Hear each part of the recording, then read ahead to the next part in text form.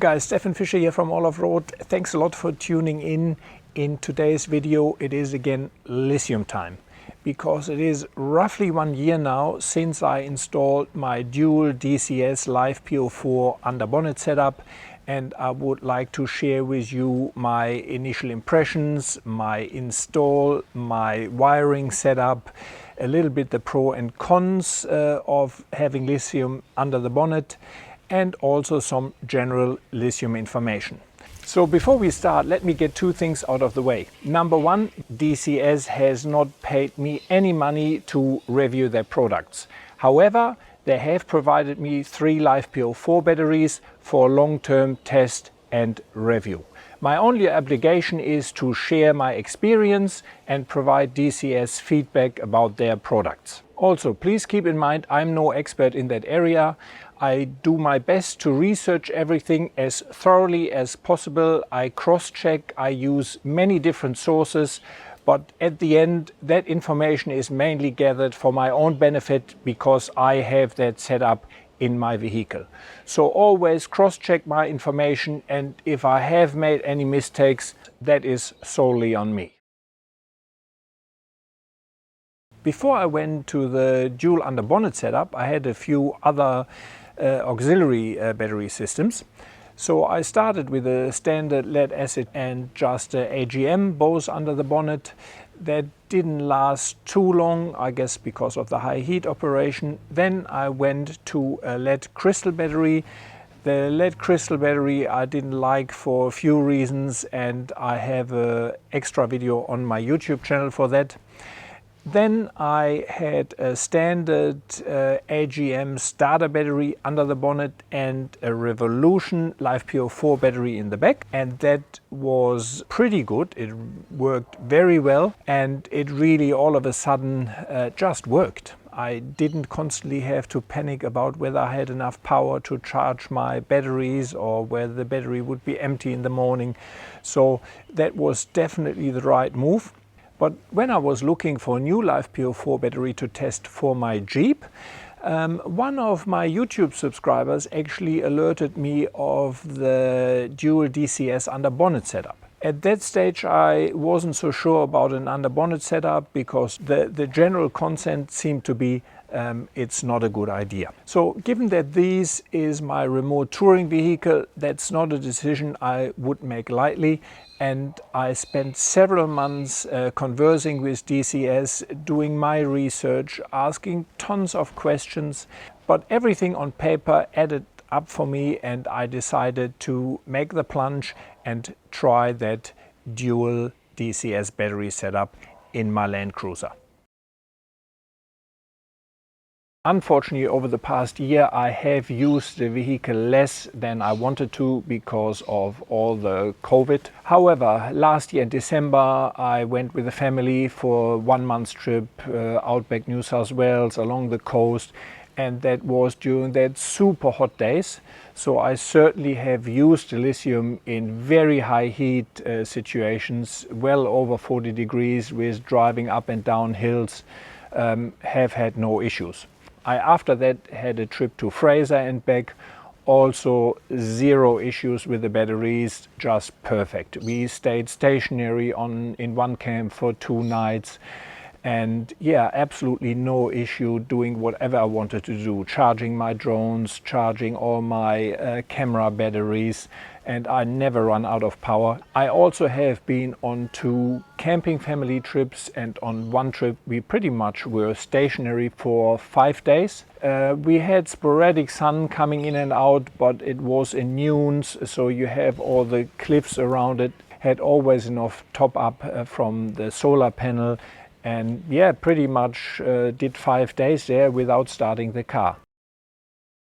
Let me quickly explain how the current battery setup is wired. I've got the 2 100 amp hour batteries under the bonnet, and they are connected in a permanent parallel configuration. I initially had a Victron Battery Protect BP220 behind the grille in the front of the vehicle, but that overheated, so I moved that in the back of the vehicle. That will then disconnect both batteries from the main load, everything but starting pretty much, at 12.8 volt. and that means I always will have around 20% in the batteries to start the vehicle. That setup wasn't too difficult because the Revolution lithium-ion auxiliary battery, which I had before in the back, was pretty much also in the same position where now the Victron battery protect is. How do I charge my two LiFePo4 batteries? Because I do not have a DC-DC charger. I charge straight from the alternator. Initially I had a M2K high output alternator which delivered 270 amps, which is an incredible amount of power.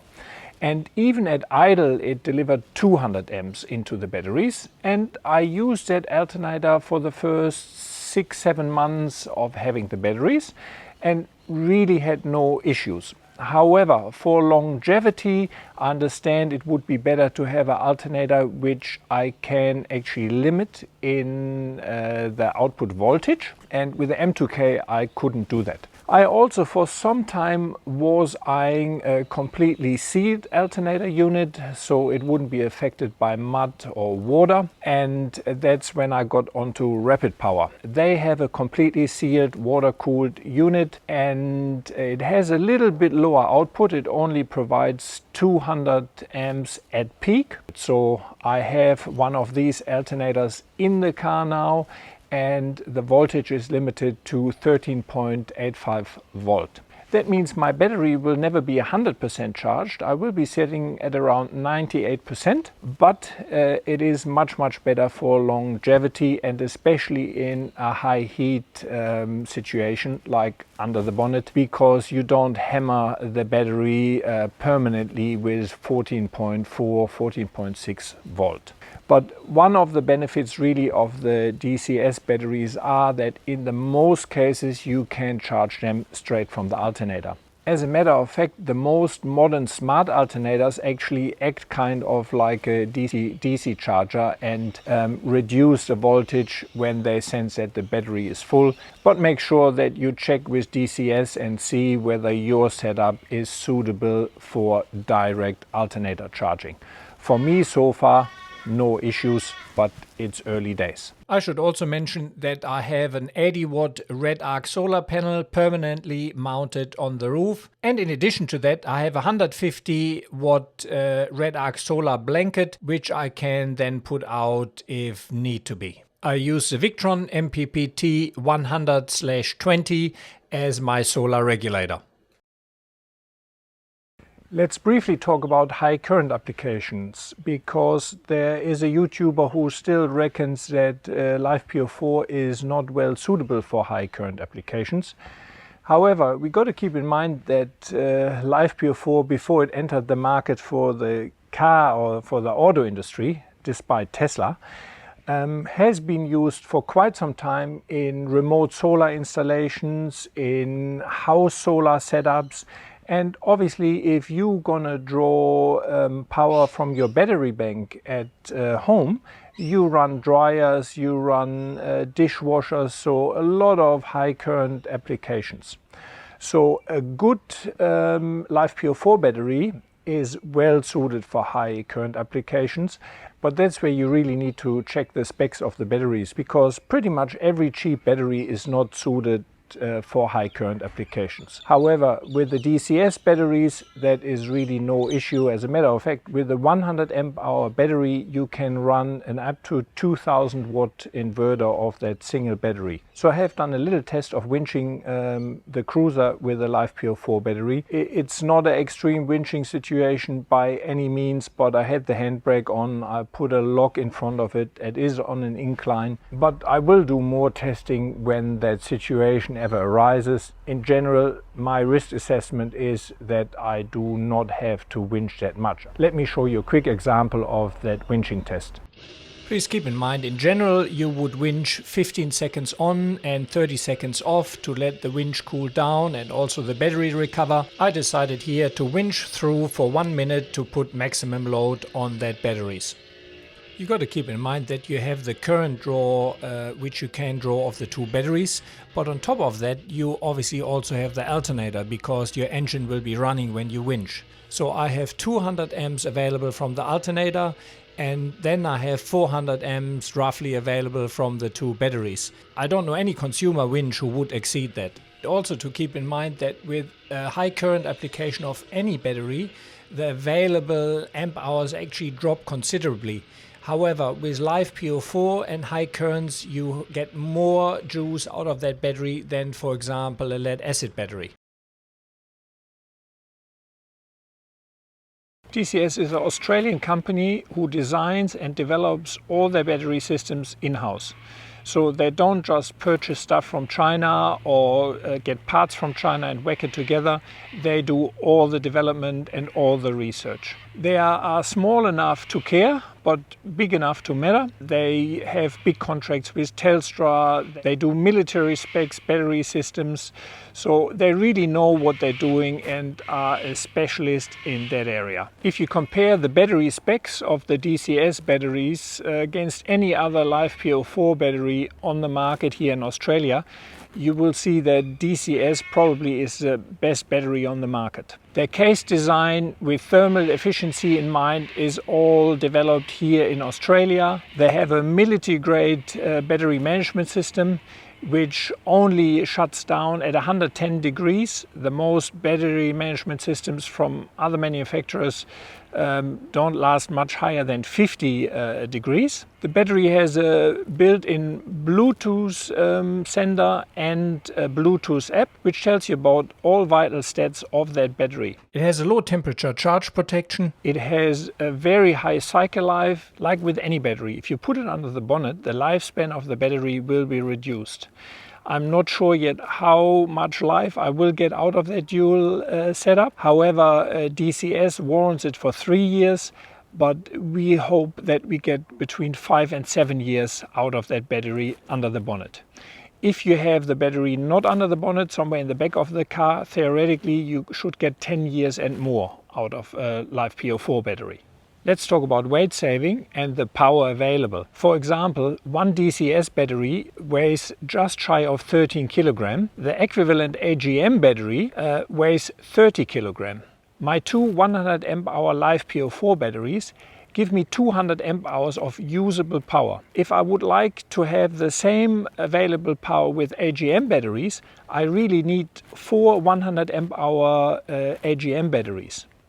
That means 120 kilograms of weight, not to mention that I wouldn't have the space anywhere in the cruiser to put them, versus 25 kilograms of weight with two 100 amp hour LiFePo4 batteries. So that alone makes it worthwhile for me. I want to quickly address the subject of the cell construction. There are 3 main cell types used for batteries, which is prismatic cells, cylindrical cells, and sometimes also a pouch cell, which I think is not suitable for wheel drive applications at all. Andrew St. Pierre White, in one of his Lithium videos, makes a statement that only prismatic cells would be suitable for a car and he wouldn't run anything else. However, all of my research indicates exactly the opposite, that a good cylindrical cell battery is better suited for Australia, for our corrugated roads and for wheel drive application versus a prismatic cell battery.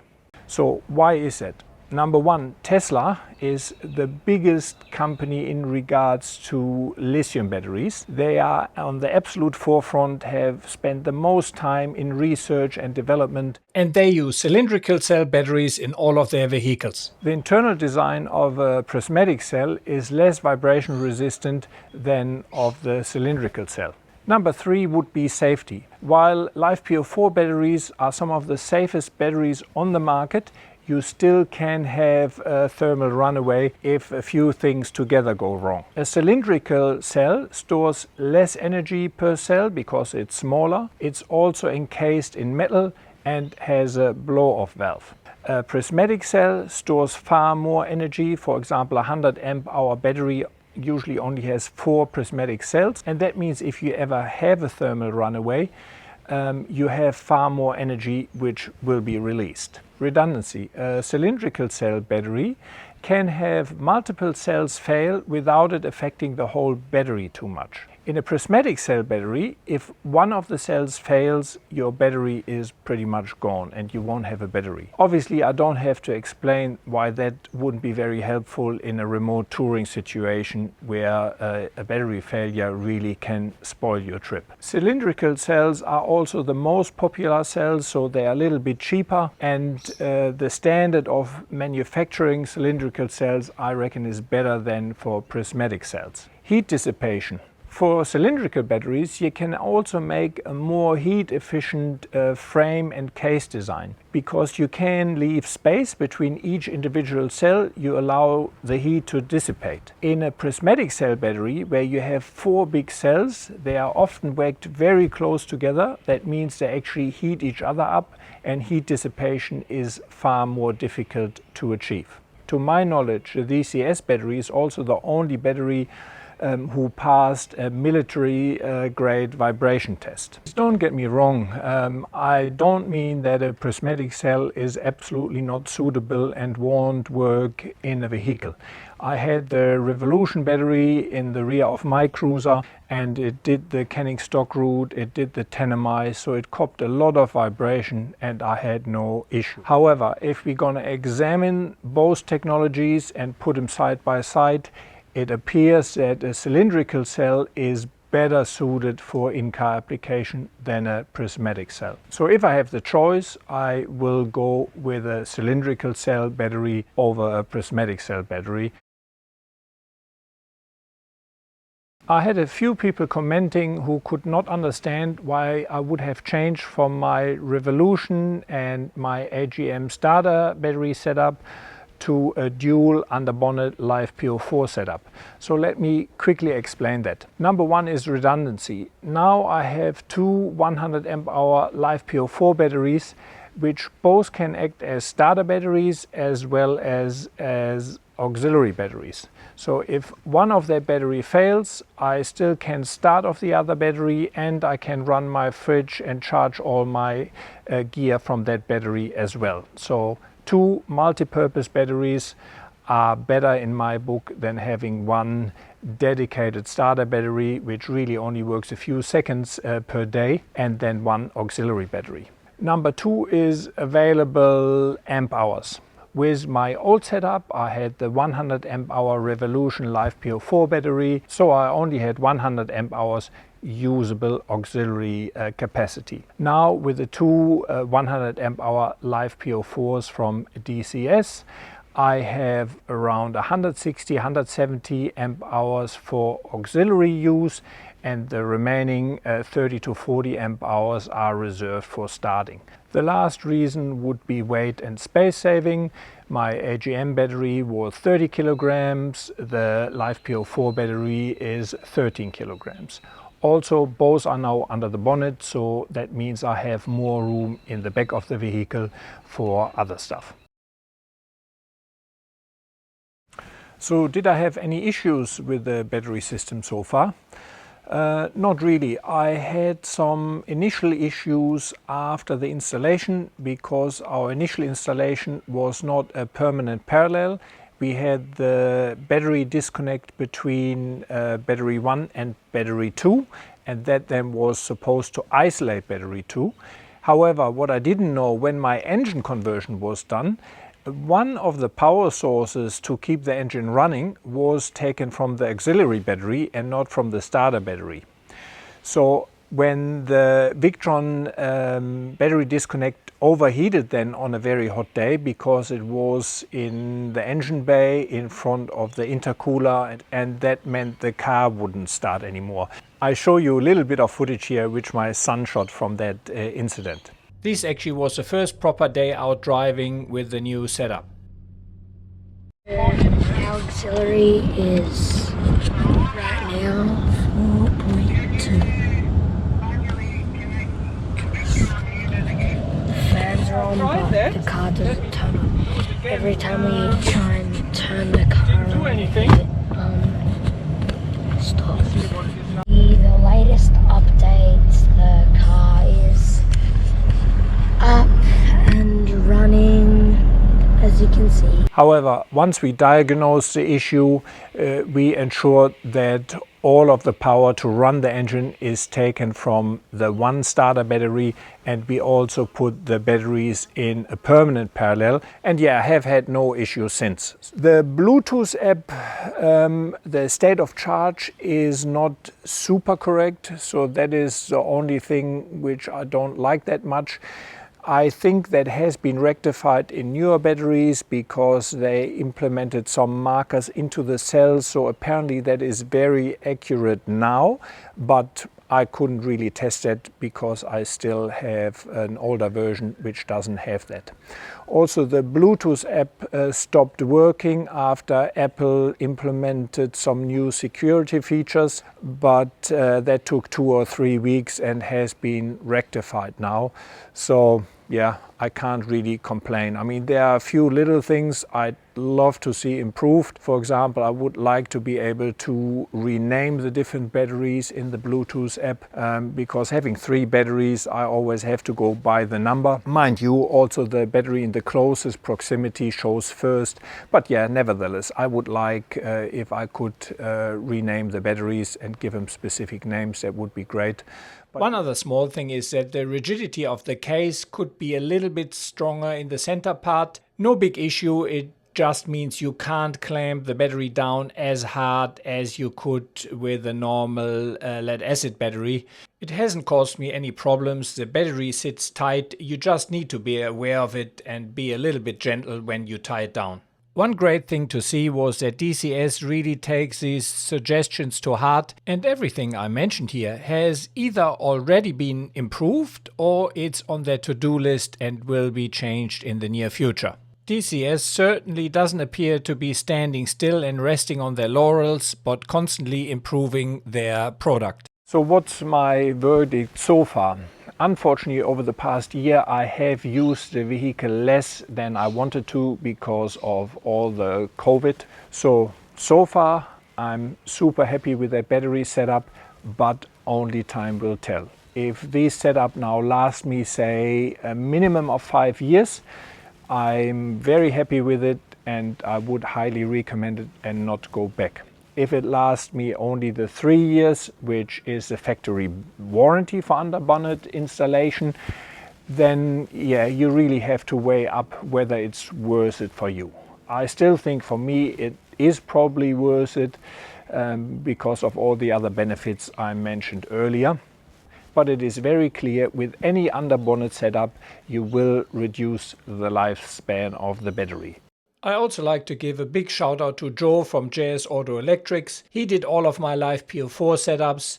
He did a lot of the research and we did a lot of testing together. So if you're in the Sydney area, he is the auto electrician I do recommend. Thanks a lot for watching, guys. Please keep in mind that my channel is completely self-funded.